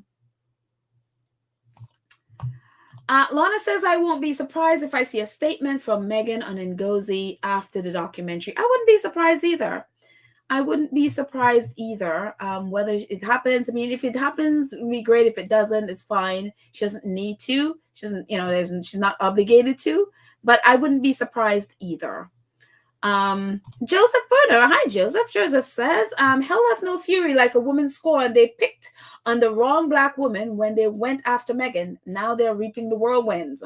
They only have themselves to blame. I'm telling you, Joseph, so true. Absolutely, absolutely true. So yeah, absolutely true. Chody says, he says the only book I've read was Obama's The Audacity of Hope and the two others. I've only read The Audacity of Hope, and I have his other book, but I haven't read it for some reason. Actually, I forgot about it. Oops, I need to go read it. But I did read The Audacity of Hope, and it's so funny. What was it when during the women's march, the first women's march, I went to DC, and this is my this is the only time I will brag about, and not that there's anything to brag about, but it was just very interesting and it was very cool. With The Audacity of Hope is when we went to DC for the first women's march, right after Trump was elected, and the day after his inaugural, and then it was a massive worldwide women's march. And so we did it. We went to DC, a group of my friends and I, and we shot a documentary on it and all of that wonderful stuff. And so we were staying in Maryland, and just this random home that my friend picked out, and from one of those, I don't know if it was whatever those places called, you can just rent a home, because there was like, I don't know, five or six of us, I think it was. And so just this random home that we rented just for a couple of days to go and to do the march, and then we left the next day. And it turns out we were there, and then the book, The Audacity of Hope, was there. And then we found a postcard written to him, the person who owned the home, by the Obamas. And it was just like, oh my gosh. So that's my claim to fame, being close to the Obamas. It was just so wild. It was so out of the blue, and it was just the wildest thing, and we were all celebrating. So yes, that was I touched a card that the Obamas wrote. It was just like, and we've never met the person, we were just renting the home, So, but it was just one of those things. It was just, and obviously the audacity of Hope was there. So yes. So I felt like a celebrity for a day. Not even for a day, for like a minute there. So So that was fun. Alan, thank you so much for your donation. He says, but I could be wrong, but didn't Prince Harry and Princess Meghan win the NAACP award? Yes, they did. Yes, they did. Yes, they did. Last year. Yes, they did. But winning the award doesn't mean, their work doesn't mean that, and the NAACP needing to do more and needing to step up more. It doesn't mean that it's diminished in any way. It's just that the NAACP, they need to do more. They need to step up more. And a lot of situations, that's happening, you don't really hear their voices as need to be done. So yeah. um so yeah. Oh, Airbnb. Yeah, it was not Airbnb. It was a company like Airbnb that we rented a home for. But it wasn't Air. I don't remember the name of it, but it wasn't Airbnb, but it was a company that runs like Airbnb. So yeah, thank you so much. Let's see. Um,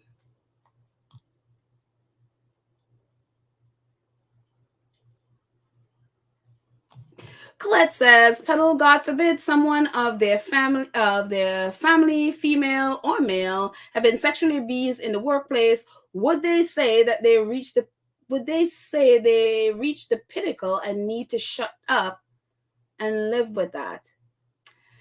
I know. Well, it's so funny. It depends on if a lot of times Black women who have, or men who have had this happen, where they, been sexually abused, they're a lot of sometimes they get treated the same way. It's like, if a white person was sexually abused, it's taken a lot more seriously than Black people, you know? So maybe they'll be a lot more urgent in attending to it, but a lot of times Black women are treated like this. We're not believed.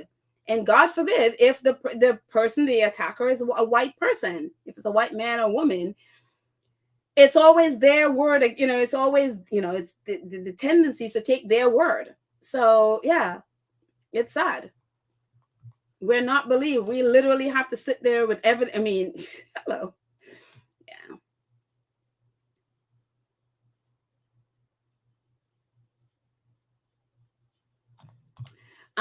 Manuel says, yes, they do, especially in the past. However, they need to be more aggressive. I absolutely agree. In the past, they did an amazing job. They did an amazing job. Not so much. They're not, and that's my thing with it. Is like there needs to be, because the name is still there. The name is still, has a power. It has influence, and they, I'm sure, have influence. But for me, I don't see them as activists where they're out there literally fighting. They're underground fighting. Say, for example, like Black Lives Matter, or even for Color for Change or whatever. They don't have it seems the energy that needs to be to match what the reputation of the NAACP in my mind needs to be. There needs to be activists. And maybe Harry and Meghan are, joined up with them, especially they've done an award with them. Harry and Meghan are activists. And so hopefully there'll be more people like that that's connected, and joined together to make it what it needs to be. Because with a name like the NAACP, there need to be, for me, there should be more. There should be more of, underground and really fighting more than they need to be. So yeah. Jessica says the old NAACP movers and shakers are dying off. That's one of the problems. So they need to recruit. They need to recruit activists. Definitely need to recruit activists, and that's for me, it's activists is gonna make or quote unquote change makers are the ones that's gonna really force change, and that's what needs to happen. We can't like sit back and wait for things to change. If we wanted to change, we have to go and change it. And they need people who are aggressive, or not even say well, yeah, really, go-getters, like more the better word, go-getters and change makers to make, for me, to make this what it needs to be, or to go back to what it was or should be.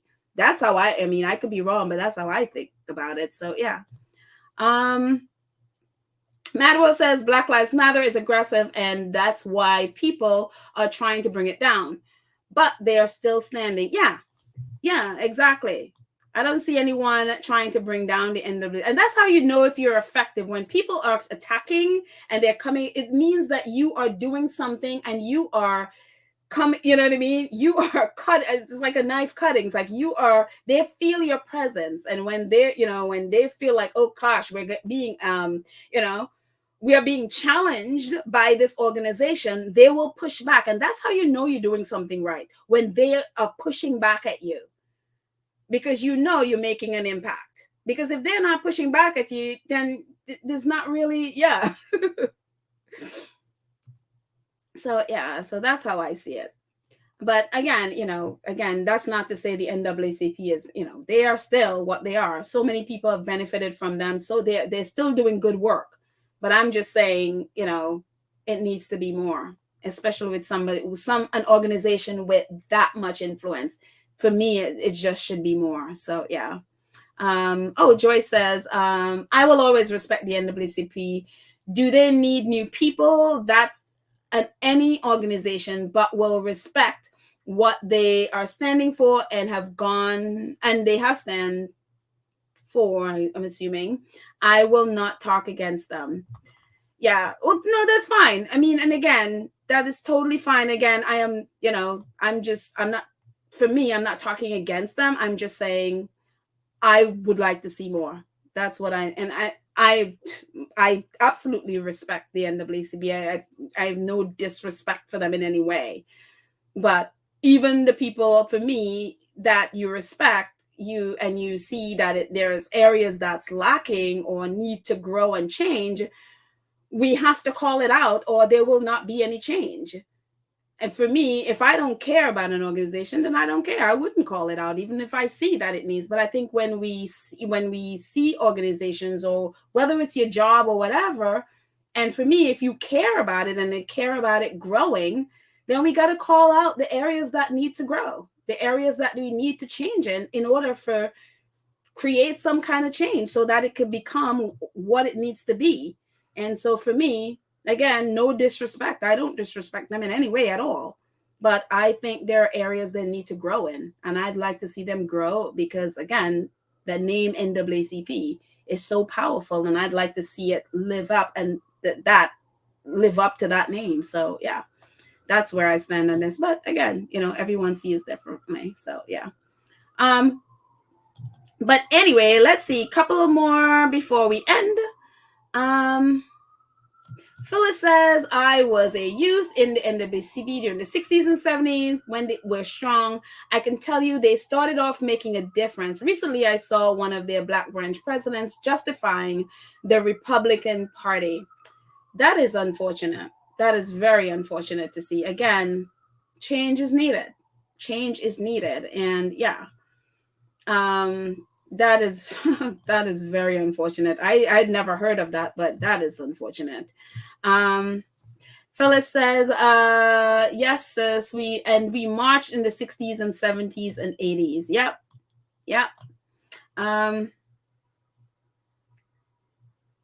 Let's see. Lydia says there's still accountability. The NWC still does good work, but new and stronger leader is needed. Yeah, and this I absolutely agree with. They are still doing good work. It's just we are in a time right now where the old way of doing things need to be upgraded and to go as fast as it's going now. I mean, look at all the rights that have been stripped away. I mean, look at all the gerrymandering is happening. There's so much stuff happening to take away the rights of the American people. And the majority of it is affecting Black and brown people the worst. And so we're not in a time where we can sit back in any way or take a breather. We have to be aggressively going forward with because again, the people who are stripping away our rights, I mean, we're at the point where we're going back to Jim Crow. This is the direction that the country is desperately, especially those on the right, are trying to get back to. And so we don't have the time to do things like it was done in the 80s or 90s. We have to be, we're in 2022. And so we need a leadership, and we need organizations who will move with the speed that we're moving in 2022. And so that's why, for me, I see organizations like the Color for Change and others who are like, okay, I would love to see NWCB up to that, you know what I mean? And better and more, because they are more powerful, especially in the name. So that's what I see. Let's see. Wilson says the NWCP will need to go back to their basics and continue to do that, to do what brought them their initial reputation. Fatigue may be setting in. That could be it too. I mean, it's a hard battle. It's a hard battle, and I think that's why new legs are needed to help, because so many people have been doing this for so long, and it's tiring. You get tired and you get burnt out and all of these things. I mean, I applaud the men and women who have been doing this for so long. And sometimes you just need others to come and lift you up and be like, okay, I'm going to run for you. You take a minute. I'm going to run until you're back to, whatever it is we need. But yeah. Oh, thank you. See, Royal Sussex podcast does not start for 15 minutes. Oh, okay. So Royal Sussex, I guess they're going to be at 2 p.m. So we will be ending shortly. Thank you so much, Lydia. I appreciate it. I absolutely appreciate it. Thank you so much, Pele. I appreciate your donation. Thank you. Absolutely. Thank you so much. Joy says, there was a time when all Blacks in the U.S. Was the end of all. When all Blacks in the U.S. had was the NAACP. Now there are lots of other groups. They are also speak to Black and human rights. So maybe that is why people may feel they need more. That could be it too. Okay, so there are other groups in the U.S. that are doing, and so that's why it feels. Oh, okay. So now I understand what you mean. Thank you, Joyce. Yeah, there are others that are, and they're all doing great work. So again, but that said, I do thank the NAACP for all that they have done and are doing. I do definitely need to thank that. So Joan Garcia said, pedal clarification, I donate to LDF as a legal defense fund, part of the NAACP. They help folks all over the US who need lawyers and defense. Many are young lawyers. That's awesome. That is absolutely awesome. Thank you so much, Joan.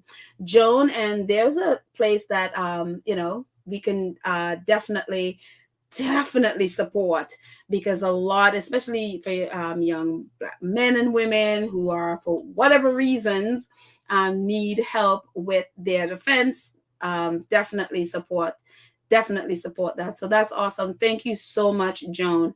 And I will look into them, because then I could donate as well. So thank you for that referral or that info. I appreciate. And again, for us too, we can see what we can do to help organizations like Color for Change, like the NAACP, and all of these organizations that are out there really fighting for us. So it'd be great for all of us to see whatever way that we can support them and hold up their hands so that they can do their work and feel supported. So we can also be a part of the support that they need. So thank you so much, Joan. I appreciate. Angela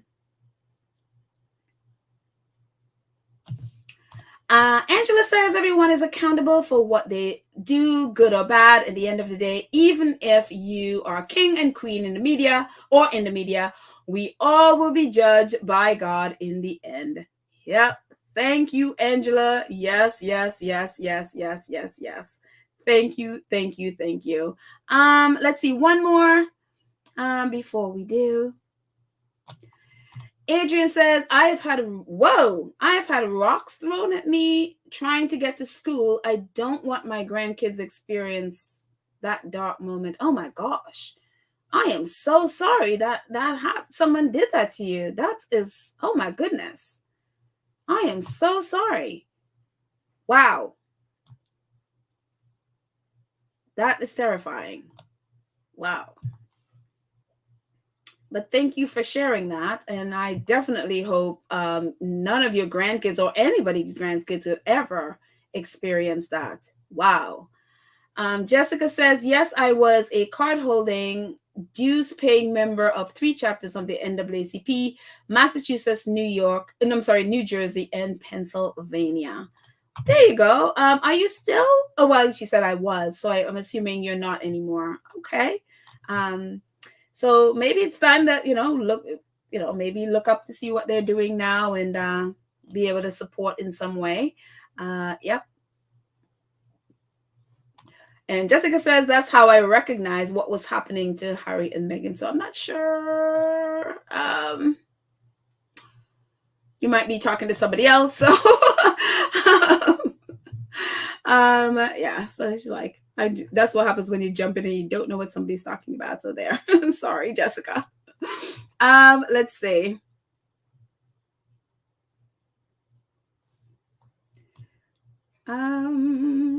One more before we end.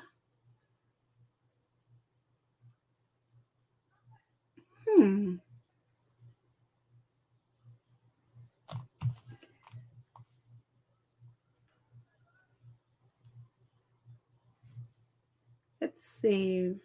Trying to find one more, scrolling up. Nobody's talking to me. They're just talking to everyone's talking to each other. They're like, no, Petal, I am not talking to you. I'm like, someone say something to me, please.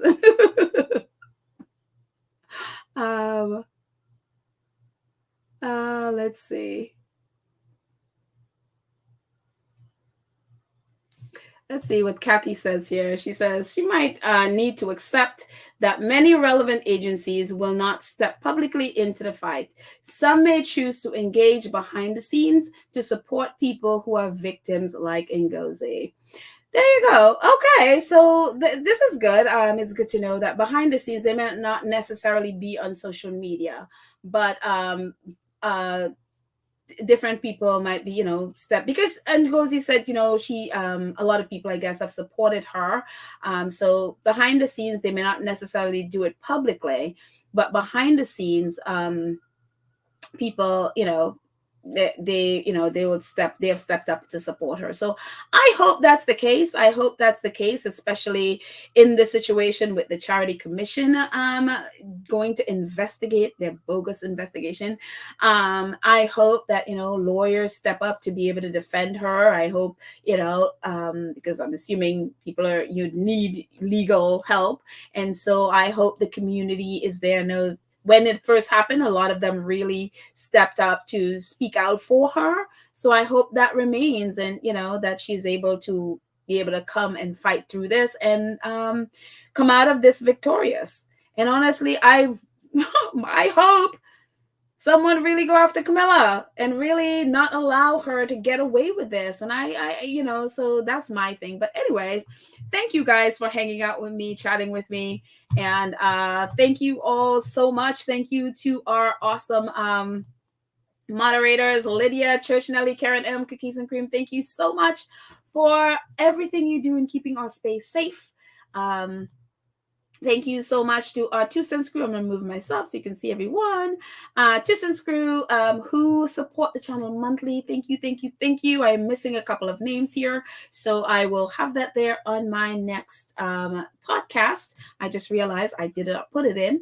Thank you so much to all of our Gold Star supporters who support us, whether it's PayPal, PayPal, Cash App, or super thanks, super stickers, supers, super chat. Thank you all so much.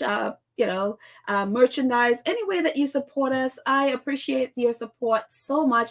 Not just being here, but also out of the kindness of your heart. to support the channel, and I appreciate it and appreciate you and your support so much. So thank you guys so much for hanging out with me. I'm going to put my little banner there. If you have not subscribed, please go ahead and subscribe to the channel. Please click our notification bell and that you know when we drop a video. If you're able to, please join the 2 Cents group where you support us as well. And I really, really, really, really appreciate it. So whatever it is you're doing today, please take care of yourself. Please protect your mental health. Please check in with your friends and family. Make sure everyone is doing well so that we can all make it through make it to tomorrow at 3 a.m. and make it through the holidays. But I love you guys, and I'm sure I will be talking to you tomorrow. Have a great day, guys. Bye.